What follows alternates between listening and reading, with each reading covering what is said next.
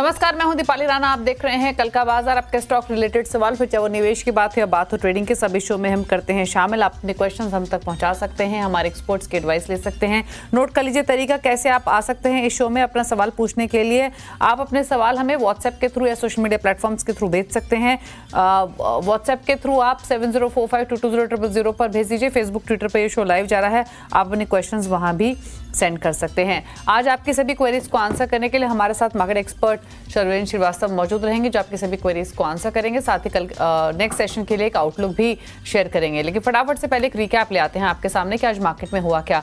Bank Nifty expiry पर बाजार दायरे में रहा। सेंसेक्स निफ्टी की फ्लैट क्लोजिंग हुई। सेंसेक्स 33 पॉइंट गिरकर 84,266 पर बंद हुआ, तो निफ्टी 14 पॉइंट गिरकर 25,797 पर क्लोज हुआ। वहीं mid cap small cap stocks में खरीदारी दिखी। मिड कैप 205 पॉइंट चढ़कर 60,358 पर बंद हुए। आज के बाजार में आईटी मेटल इंडेक्स बढ़त पर क्लोज हुए, तो एनर्जी, ऑयल एंड गैस और पब्लिक सेक्टर स्टॉक्स में दबाव देखने को मिला।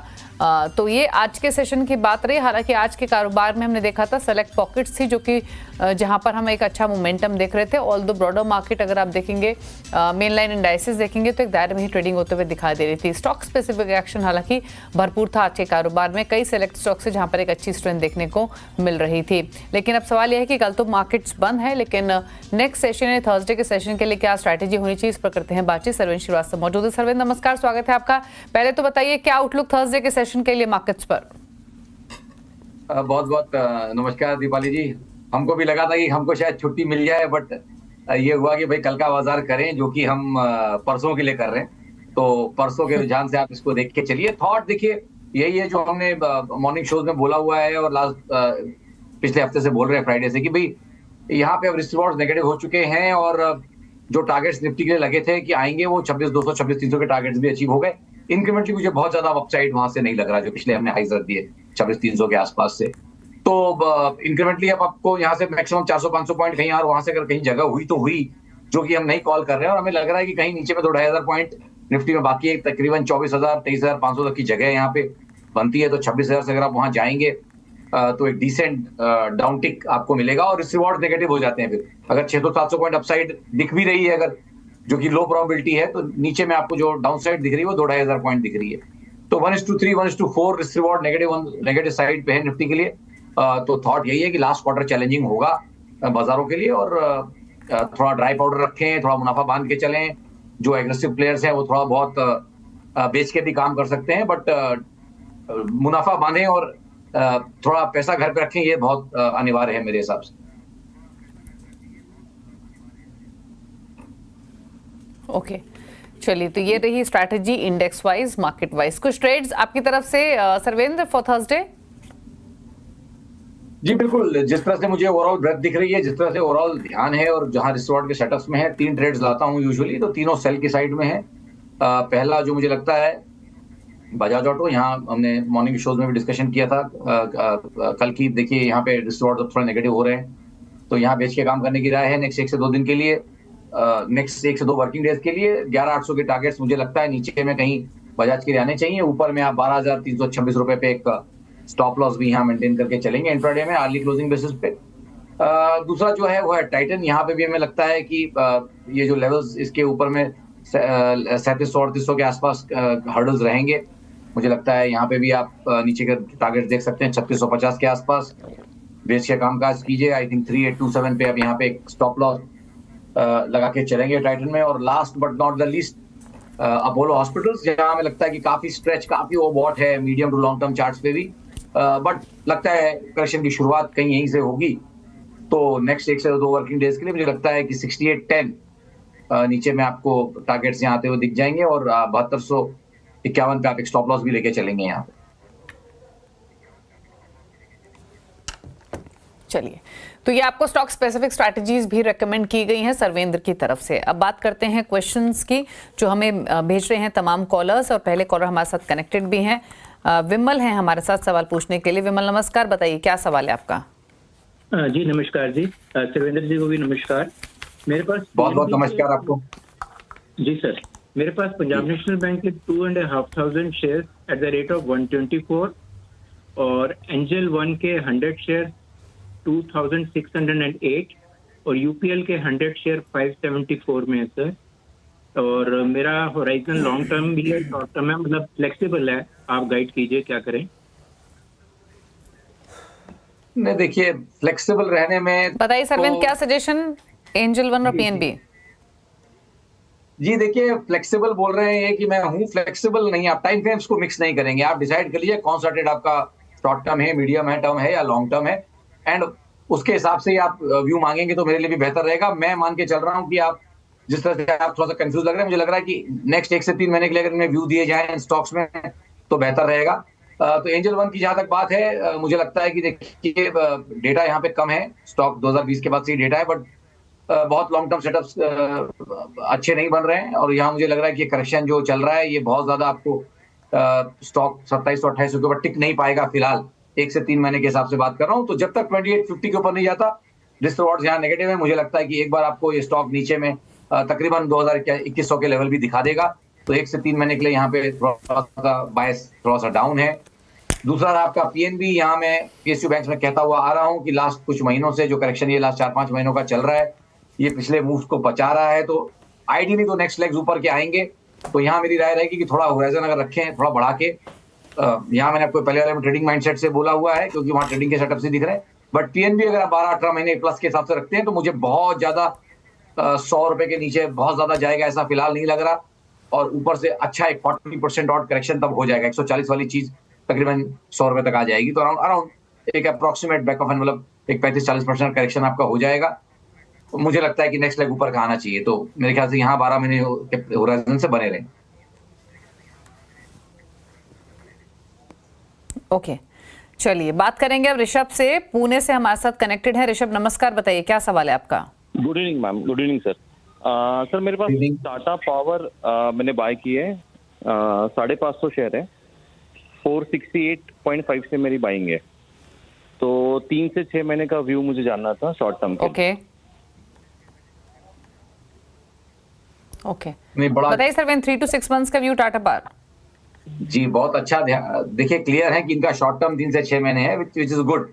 मैं यूजुअली 1 से 3 महीने तक शॉर्ट टर्म डेफिनेटली लेके चलता हूँ। तो अच्छा है कि ये 3-6 महीने शॉर्ट टर्म सोच रहे हैं, तो मतलब इनका लॉन्ग टर्म डेफिनेटली 12-18 महीने प्लस का होगा। तो ऐसे केसेस में सेटअप्स निकालना और बात करना बहुत अच्छा हो जाता है। देखिए बहुत लेट आए हैं इस ट्रेड में, ट्रेडिंग माइंडसेट से भी अगर आए हैं तो लेट आए हैं, बट यस एक पीछे multi month, multi year, multi quarter के जो टॉप्स का जो ब्रेकआउट हुआ तकरीबन 460-465 के आसपास, वो एक मीनिंगफुल ब्रेकआउट है। क्योंकि वहां पे इसके पहले अगर आप देखें तो बाजार कहीं अटका था कई महीनों से और उन लेवल्स को क्लियर नहीं कर पा रहा था। तो एक ट्रेडिंग ब्रेकआउट इन्होंने प्ले किया है, उसको उसी एंगल से सोचें, उससे ज्यादा ना सोचें। ये बहुत बढ़िया सोच रहे हैं, पहली बात। और दूसरी बात ये है कि ट्रेड में बहुत लेट आए हैं। आप ये मान के चलिए कि भाई आप इसमें बहुत लेट आए हैं। कोविड में इसका 25 रुपए का भाव था और ऊपर में 500 रुपए अगर ये हो गया है तो 20 बैगर ऑलरेडी हो चुका है। तो बहुत ज्यादा यहाँ खड़े ना रहें, 1 से 3 महीने का ही ध्यान रखें। और उसमें जो बेस्ट केस मुझे दिख रहा है वो है 510। इस ब्रेकआउट में 510, 515 के टारगेट्स ब्लू स्काई टेरिटरी है। तो थोड़ा प्रोजेक्शंस करके जो मुझे दिख रहा है रीजनेबल एक रेंज, वो मैं इनको बता रहा हूँ। और अगर उस ट्रेड में ये खड़े रहना चाहते हैं, बने रहना चाहते हैं, तो 460 रुपए के नीचे एक स्टॉप लॉस भी जरूर 459.40 का एक स्टॉप लॉस जरूर मेंटेन करके चलें और अराउंड 515 के टारगेट्स। ओके, बात करते हैं अब अनिल से, कोलकाता से हमारे साथ कनेक्टेड हैं। अनिल नमस्कार, बताइए क्या सवाल है आपका? या नमस्कार जी। मैं डिफेंस के कुछ स्टॉक्स में थोड़ा लेके अभी फंसा हुआ हूँ, जिसमें मैं HAL और मैज़ेकॉन के लिए बात कर रहा हूँ।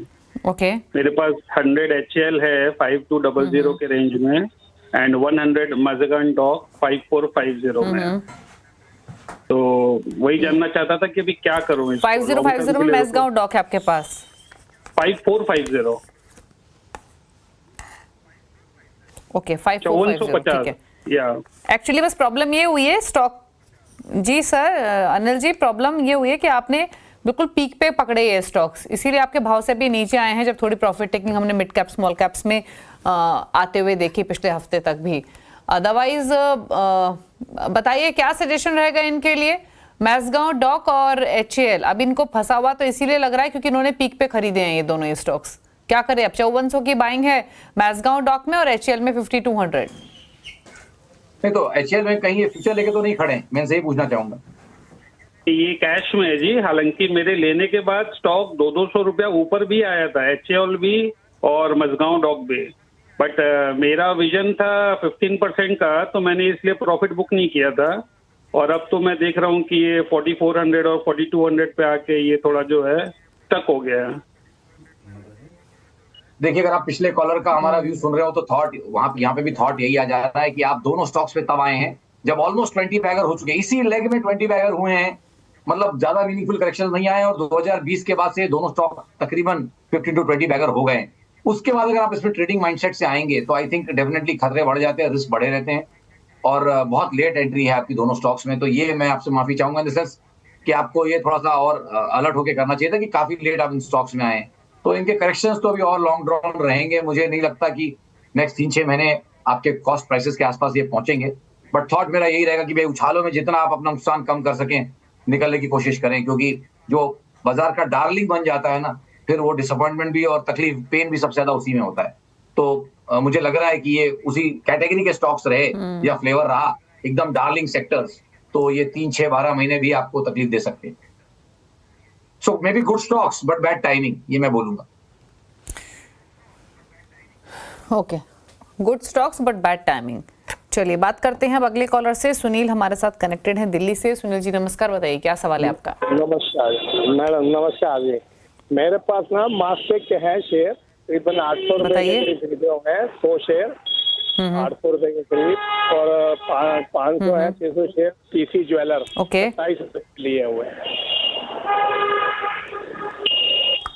ओके, मास्टेक में तो काफी शानदार मुनाफा आपको हो रहा है और 2645 पर कर रहा है फिलहाल ये ट्रेड। आपने लिया है 800 रुपए के भाव पर।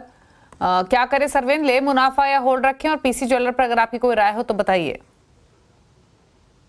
देखिए, मैं इनको मैस्टेक में डेफिनेटली बोलूंगा कि 1/3 बेच लें तो बाकी स्टॉक इनका फ्री हो जाता है। इसमें ग्रे एरिया ये है कि देखिए ये स्टॉक का हाई जो था वो 2022 का ही है। 21-22 में इसने जो हाई रखे उनके बहुत ज्यादा 21 वाले यूक्रेन हाई जो था, यूक्रेन हाई बाजार का था, उसके बहुत ज्यादा बाहर नहीं गया है बाजार, जहां पे आपके इतने हाई पे हाई लगाया जा रहा है। तो ये अपने आप में एक थोड़ा सा अलर्ट का रेड फ्लैग है। 1/3 बेच लें, मुनाफा घर पे ले जाएं, एटलीस्ट सॉरी कैपिटल घर पे ले जाएं, और मुनाफे के शेयर चाहे तो छोड़ दें, 1 से 3 महीना और देख लें, और बाउंस बैक में उनमें भी अगर चाहे तो थोड़ी मुनाफा वसूली 3000 के आसपास करें। बट फिलहाल 1/3 बेच दें मैस्टेक में। जहां तक रही पीसी ज्वेलर्स की बात, यहाँ मुझे लगता है कि ठीक है, चलिए अभी जिस तरह से गोल्ड में रुझान पॉजिटिव चल रहा है, इनमें भी मोमेंटम पॉजिटिव है, तो यहाँ पे चाहे तो ट्रेड में बने रहें, बट एक ट्रेलिंग स्टॉप लॉस टाइट मेरे हिसाब से 154 पे रखे। 154.40 पे एक स्टॉप लॉस जरूर मेंटेन करके चले यहाँ। ओके, चलिए ये रहा सजेशन आपके लिए। राजेंद्र से बात करते हैं, दिल्ली से हमारे साथ कनेक्टेड है। राजेंद्र जी नमस्कार, बताइए क्या सवाल है आपका। हेलो, आपको ऑडियो मिल रही है राजेंद्र जी, प्लीज अपना सवाल पूछिए। जी सरवेन सर से पूछना है मेरे को कि मेरे पास SBI के 450 शेयर हैं, एवरेज प्राइस है 770, जिसमें पर डे SIP 2 शेयर का है, तो टारगेट 2 साल में अच्छी हो जाएगा या नहीं, जानना चाह रहा था। सरवेन जी डिफिकल्ट क्वेश्चन आपके लिए। 2 साल में 2000 का टारगेट आएगा क्या SBI में 770 के बाएंगे? देखिए 2 साल का व्यू पकड़ के चल रहे हैं तो मे बी सवाल इनका ठीक है, जहन के सवाल आया होगा। थॉट यही है, देखिए मैं इसमें डेफिनेटली ये देखता हूँ कि 2010 से लेके अगर आप देखिए 2018-19 तक ये स्टॉक जो है ना 380-350 वो एरियाज को क्लियर नहीं कर पा रहा था, 380-390, तो 400 का राउंड फिगर अगर पकड़े हैं आप तो उसका ब्रेकआउट हुआ और डिसाइसिवली हुआ और उसमें स्टॉक डबल भी हुआ। तो यस, एक छोटे करेक्शन के बाद व्हाई नॉट नेक्स्ट लेग ऊपर का इसमें डेफिनेटली आ सकता है। पूरा पहुंचेगा कि नहीं, बट मुझे लगता है कि 2 साल का मेरे से टारगेट पूछेंगे तो तकरीबन 1450-1500 तक की जगह है, और एक 1x या वहां से एक और मतलब बेसिकली यहाँ से 2x होने की जगह है। बट डेफिनेटली मैं ये बोलूंगा कि भाई एक स्टॉप लॉस भी कैरी करें।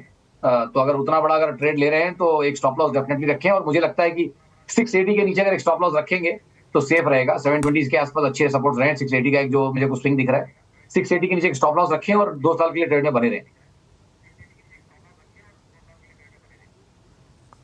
ओके, बात करते हैं अब आशीष जोशी से, दिल्ली से हमारे साथ कनेक्टेड हैं। आशीष जी नमस्कार, बताइए अपना सवाल। मैम थैंक यू कि आपने मुझे बुलाया। Saran ji thank you for listening to me. मेरा क्वेश्चन ये है कि मेरे पास आईडीएफसी बैंक के 10,000 शेयर हैं और इनफैक्ट ये 10,000 शेयर मेरे पास 2015 के बाद से पड़े हुए हैं और मैं बिकॉज बैंक में भी काम कर चुका हूँ इनिशियल स्टार्टअप में, तो मेरे को समझ में आता है बैंक, बट मेरे को लगता है कि बहुत टाइम से ये बढ़ नहीं रहे हैं, बट मेरा अभी भी होप है कि ये शायद अगले 3 साल में डबल हो जाएंगे। तो मेरे को इसमें व्यू चाहिए। मैंने इनफैक्ट आईडीएफसी के और खरीद लिए हैं जो कि मर्जर के पॉइंट ऑफ व्यू से। तो if you can help me कि डबल होंगे 3 साल में अब जाके जब बैंक स्टेबल हो गया है इस तरह से। पूछ लेते हैं क्या सजेशन रहेगा। सर्वेंद्र, आपने सुना इनका पूरा क्वेश्चन। आईडीएफसी फर्स्ट बैंक फिलहाल हालांकि भाव से इनके ऊपर है, लेकिन 3 साल के हिसाब से कैसे लग रहे हैं ये स्टॉक्स?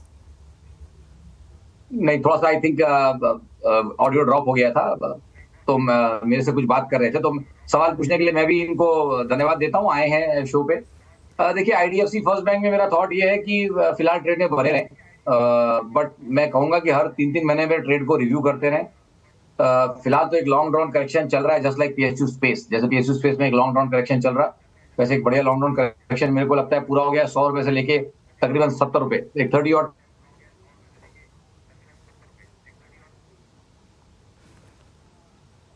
जी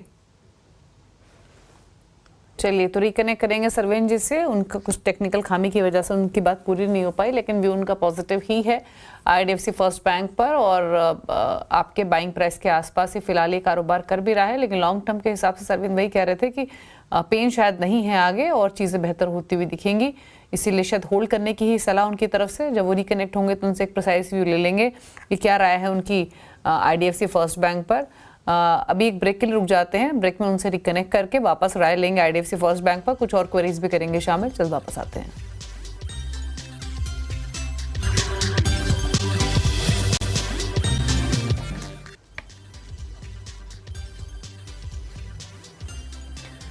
आप दे रहे हैं कल का बाजार। सरविंद श्रीवास्तव हमारे साथ बने हुए हैं। सरविंद, पहले तो आईडीएफसी फर्स्ट बैंक पर आप अपनी राय पूरी कीजिए और उसके बाद एक और कॉलर हमारे साथ कनेक्टेड हैं।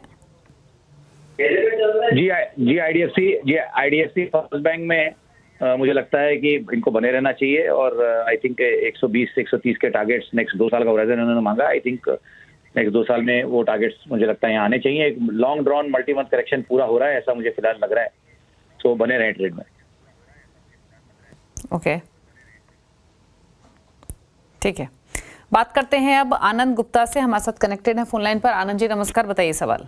नमस्कार जी, मेरा सवाल है मैडम, मेरे पास कॉनकोर हैं 20 shares at the rate of 1000 और एमएसटीसी है 25 shares at the rate of 850। तो इस पे व्यूज मैं जानना चाह रहा हूँ कि क्या इसको लॉन्ग टर्म रख सकते हैं, क्या कर। ठीक है, पूछ लेते हैं। एमएसटीसी 850, कॉनकोर 1000 रुपीज, और जैसे इन्होंने कहा व्यू लॉन्ग टर्म है इनका। सरविंद, क्या सजेशन रहेगा? आई थिंक कॉनकोर के लिए मैं पहले इनको बोलना चाहूंगा। कॉनकोर में मुझे लगता है कि देखिए ट्रेंड यहाँ पे थोड़ा सा डिस्टर्ब हो गया है। लॉन्ग टर्म ट्रेंड्स और शॉर्ट टर्म ट्रेंड सारा बायस यहाँ पे थोड़ा सा नेगेटिव हो गया है। तो मेरी तो राय रहेगी कि उछालों में यहाँ पे थोड़ी निकलने की कोशिश करें। स्टॉक काफी चला हुआ है, तो बाउंस टुवर्ड्स 1000, आई थिंक 1050 का अगर बाउंस आता है तो उन एरियाज के आसपास कहीं इनको अपना नुकसान कम करके निकलना चाहिए। और जहां तक रही एमएसटीसी की बात, तो वहां मेरा कोई स्ट्रांग व्यू नहीं है, तो मैं पास करना चाहूंगा। ओके, चलिए, तो ये राय रही आपके लिए। अब बात करते हैं कुछ क्वेरीज की, सोशल मीडिया से कर लेते हैं पिक। पहले रुक करते हैं ट्विटर का, और ट्विटर पे एक सवाल हमें भेज रहे हैं राघवेंद्र अवस्थी। डीएलएफ पर सवाल है, 914 रुपए की खरीदारी है, इन्होंने 100 शेयर्स खरीदे हुए हैं। दूसरा है इनके पास भारतीय एयरटेल 20 स्टॉक से 1740 इनका परचेसिंग प्राइस है, जानना चाहते हैं क्या करें। देखिए डीएलएफ में जहां तक रही बात, आई थिंक ट्रेड में बने रहना चाहते हैं तो 1 से 3 महीने तक पॉसिबली बने रहें ट्रेड में। और मेरे हिसाब से लेकिन एक स्टॉप लॉस 890 के नीचे जरूर रखें, 888.40 का एक स्टॉप लॉस डीएलएफ में रखें और ट्रेड में बने रहें। भारतीय में भी आई थिंक ट्रेंड यहाँ पे काफी बढ़िया स्टॉक चल रहा है, मार्केट को परफॉर्म किया है लास्ट कुछ महीनों हफ्तों में, तो ट्रेड में बने रहें जब तक बुलिशनेस ये है और मोमेंटम बना हुआ है। आई थिंक ट्रेड में बने रहें।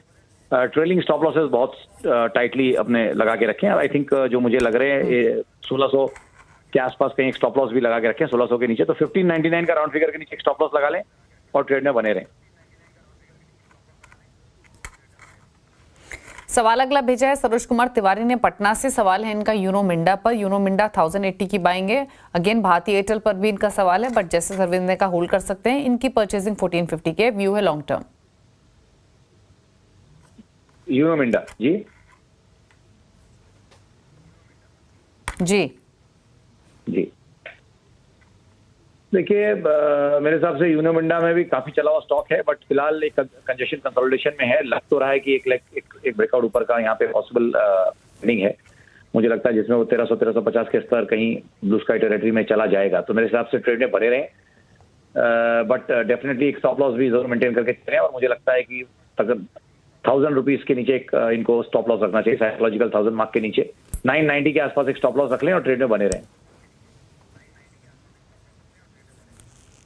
ओके बात करते हैं आकाश श्रीवास्तव की। इन्होंने एक सवाल भेजा है बिरला सॉफ्ट पर 210 शेयर्स हैं, 620 की खरीदारी है। दूसरा स्टॉक है हुडको, यहाँ पर 270 की बाइंग है, 1500 स्टॉक्स। तो हुडको एट 270, बिरला सॉफ्ट एट 620। देखिए हुडको में तो ये काफी लेट रह गए। अच्छा इनकी खरीदारी थी, ऑलमोस्ट 3 गुना पैसा बन रहा था, कहीं ऊपर में बेचना चाहिए। मेरी राय यही रहेगी हुडको में कि उछालों में बेचने की राय है। थोड़ा काफी अच्छा इनकी